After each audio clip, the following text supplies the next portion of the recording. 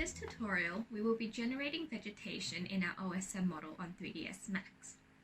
As you may know, Forest Pro stores vegetation information as point cloud, which makes your 3ds Max file much lighter and in the long run won't send your computer spiraling down into 1,000 hours of rendering. Though generating an entire site model of trees isn't an issue for this plugin, grass is a different story. Plus, you probably wouldn't be able to see the detail if you're rendering an aerial view. So instead, if you wish to render grass, only model out the particular view to render. In our case, we took the residential land use layer and duplicated it.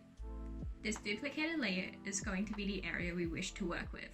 It's best to keep the size to under 1 kilometer in diameter, as this seems to be the biggest area we can work with without compromising the level of quality. Under Modify, we removed all layers except for the editable spline, and then clicked the spline and deleted all areas we aren't going to model up. Next, we added an extrude command and gave this plot of land a thickness of 20 centimeters. Under the Geometry tab, click Circle and draw one in the viewport. Change the radius of this to be 0.5 meter. To generate lawn, we actually want to create small clumps of grass that we can multiply. Under Shapes, scroll down to Add to Software and then click Forest Pro. Under Forest Creation, Library, select the type of grass under Flowers and Grass and then import it. Next, click the circle. You have now assigned vegetation within that circle's area. Making sure you have selected the clump of grass you just created, under the Modify tab, go to Distribution. We can change the arrangement of the plants as well as the density of them. For a denser patch of grass, change the distribution to full.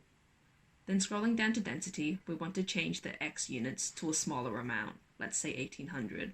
If you go too small, Forest Pro will most likely crash as you have reached the maximum density.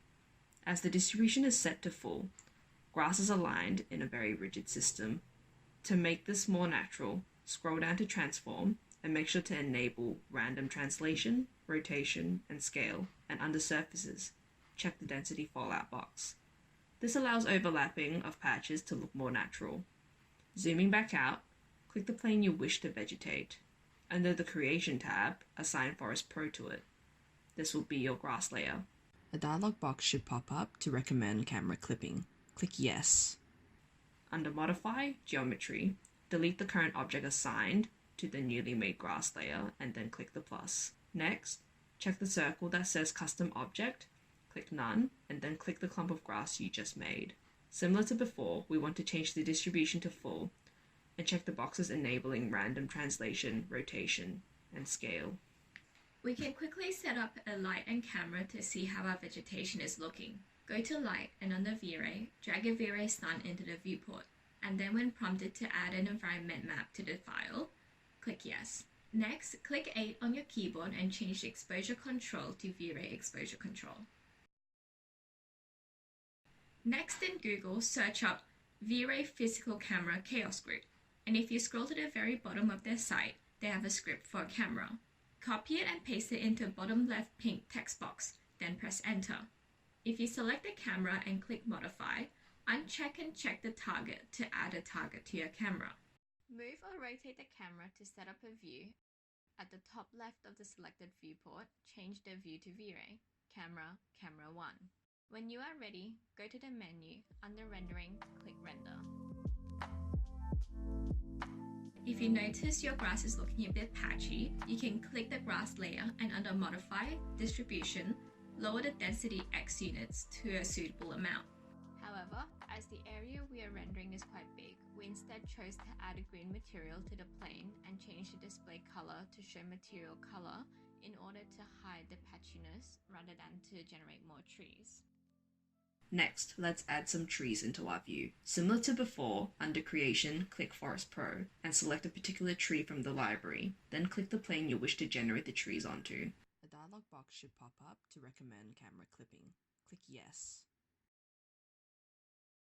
We can increase the threshold under the distribution from 50 to 90 and increase the density X units to 30,000.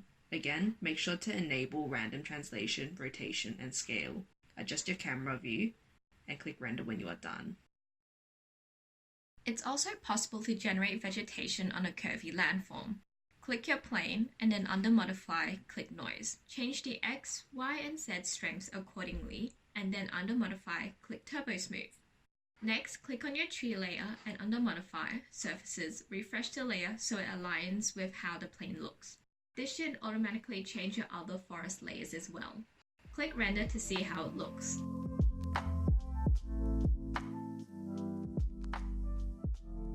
However, for our site, we do not need this as our site is generally quite flat.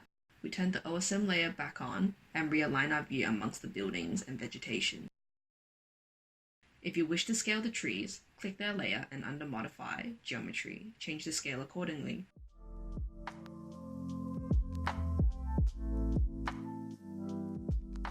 And there you have an OSM model with vegetation generated within it using Forest Pro.